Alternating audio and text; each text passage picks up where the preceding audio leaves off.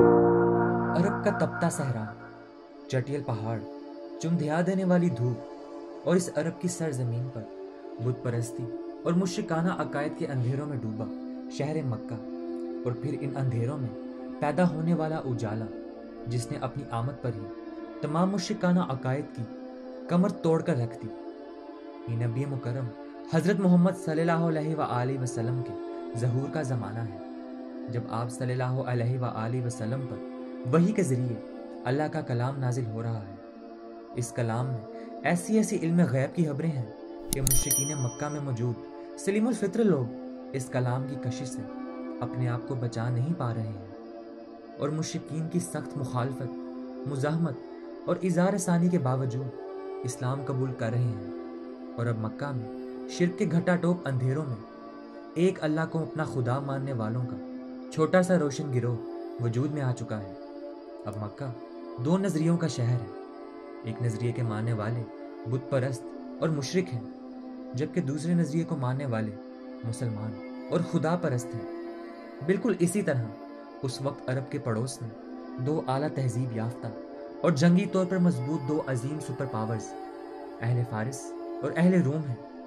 اہل فارس مجوسی ہیں، آگ کی پوجا کرتے ہیں، جبکہ اہل روم عیسائی ہیں، اہل کتاب ہیں اور اللہ کو اپنا رب مانتے ہیں۔ یہ نبوت کے 5ویں سال کی بات ہے کہ عرب کے پڑوس میں واقع ان دو بڑی عظیم طاقتوں کے درمیان گھمسان کا رن پڑتا ہے۔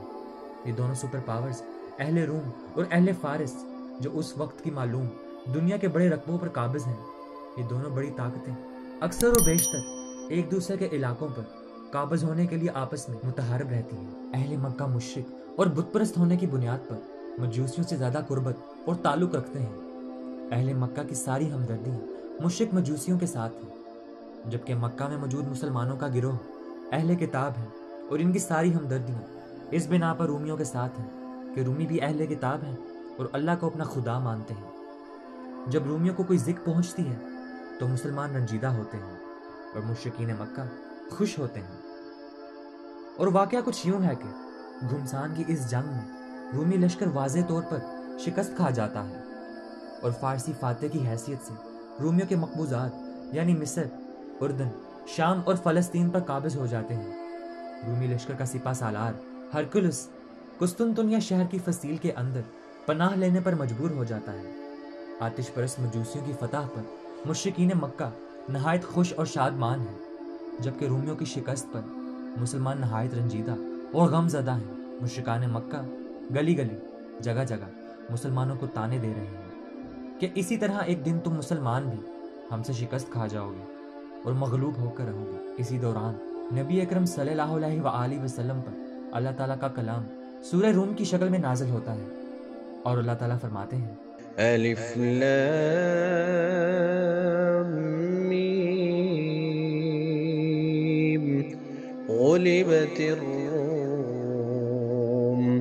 فی ادنى الارض وهم من بعد غلبهم سيغلبون في بضع سنين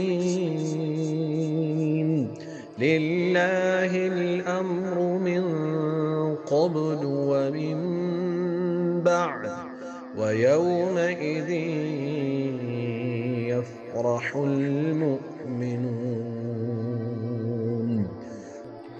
الف لام میم۔ رومی قریب کی سرزمین میں مغلوب ہو گئے ہیں، اور اپنی اس مغلوبیت کے بعد چند سال کے اندر وہ غالب ہو جائیں گے۔ اللہ ہی کا اختیار ہے، پہلے بھی اور بعد میں بھی، اور وہ دن وہ ہوگا جب کہ اللہ کی بخشی ہوئی فتح پر مسلمان خوشیاں منائیں گے۔ ان آیات کے اندر غیب کی ایک بہت بڑی خبر دے دی گئی ہے کہ رومی قریب کی سرزمین میں مغلوب ہو گئے ہیں، مگر چند ہی سالوں میں وہ دوبارہ غالب آ جائیں گے۔ اس وقت کے حالات کے مطابق یہ پیش گوئی یا خبر بظاہر ناممکن نظر آتی ہے، مگر مسلمانوں کو قرآن کے اس بیان پر مکمل ایمان اور یقین ہے۔ وہ پختہ یقین رکھتے ہیں کہ ایسا ہو کر رہے گا کہ رومی دوبارہ غالب آ جائیں گے۔ ایسے میں حضرت ابوبکر صدیق رضی اللہ تعالی عنہ اور ابی بن خلف کے درمیان ایک مباحثہ ہوتا ہے۔ ابی بن خلف کا کہنا یہ تھا کہ قرآن کا بیان بالکل غلط ہے، رومی اب دوبارہ کبھی بھی غالب نہیں آ سکیں گے۔ جبکہ حضرت ابوبکر صدیق رضی اللہ تعالی عنہ کو قرآن کے اس بیان پر کامل یقین ہے، اور آپ نے واضح فرما دیا کہ ایسا ہو کر رہے گا، رومی دوبارہ غالب آ جائیں گے۔ آپ کو قرآن کے اس بیان پر اتنا کامل یقین تھا کہ آپ نے 2 سال کی مدت اور 10 سرخ اونٹوں کے عوض ابی بن خلف سے یہ معاہدہ طے کر لیا کہ یہ پیشگوئی پوری ہو کر رہے گی۔ اللہ کے نبی حضرت محمد صلی اللہ علیہ وآلہ وسلم کو جب اس بات کی خبر ہوئی تو آپ صلی اللہ علیہ وآلہ وسلم نے فرمایا کہ اے صدیق، بدعا کا لفظ 10 سال سے کم عرصہ کی مدت کے لیے استعمال ہوتا ہے۔ جاؤ، معاہدے کے اونٹوں کی تعداد 10 سے بڑھا کر 100 کر آؤ، اور وقت کی مدت 10 سال تک طے کر دو۔ خدا کا کلام بالکل سچ ہے، اور یہ پیش گوئی 10 سال کی مدت کے اندر اندر 100% پوری ہو کر رہے گی۔ سورہ روم کی آیت نمبر 4 میں مدت کے لیے جو بدعا کا لفظ بیان کیا گیا ہے وہ عربی گرامر میں 10 سال سے کم عرصہ کی مدت کے لیے استعمال کیا جاتا ہے۔ اور پھر تاریخ نے ایک عجیب منظر دیکھا۔ ادھر مدینہ طیبہ میں مسلمان جنگ بدر کی فتح سے شادمان ہو رہے تھے، اور دوسری طرف ہرکولس فارسیوں کی کمر توڑتے ہوئے اپنی شکست کو فتح میں بدل رہا تھا۔ معاہدے کی روح سے سیدنا ابوبکر صدیق رضی اللہ تعالی عنہ کی بات سچ ہو چکی تھی۔ آپ معاہدے میں طے شدہ مال کے حقدار تھے۔ اس وقت سیدنا ابوبکر صدیق رضی اللہ تعالی عنہ کے بیٹے عبد الرحمن مکہ مکرمہ میں موجود تھے۔ انہوں نے معاہدے کے مطابق 100 اونٹ ابی بن خلف کے ورثہ سے وصول کیے اور انہیں مدینہ منورہ سیدنا ابوبکر صدیق رضی اللہ تعالی عنہ کے پاس لے آئے، اور حضرت ابوبکر صدیق رضی اللہ تعالی عنہ نے ان اونٹوں کی آمد کا ذکر نبی کریم صلی اللہ علیہ وآلہ وسلم سے کیا تو آپ صلی اللہ علیہ وآلہ وسلم نے فرمایا، اے ابوبکر، ان کو صدقہ کر دیجیے۔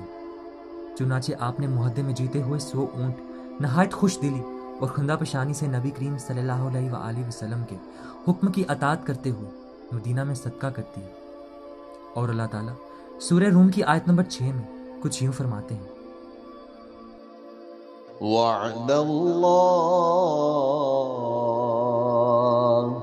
لا يخلف اللہ وعده ولكن اکثر الناس لا يعلمون۔ یہ وعدہ اللہ نے کیا ہے، اللہ کبھی اپنے وعدے کی خلاف ورزی نہیں کرتا، مگر اکثر لوگ جانتے نہیں ہیں۔ قرآن کی یہ پیش گوئی جو اپنی مقررہ وقت کے اندر 100% پوری ہو کر رہی، اس بات کی بیان دلیل ہے کہ قرآن خدا کا کلام ہے، کسی انسان کا نہیں۔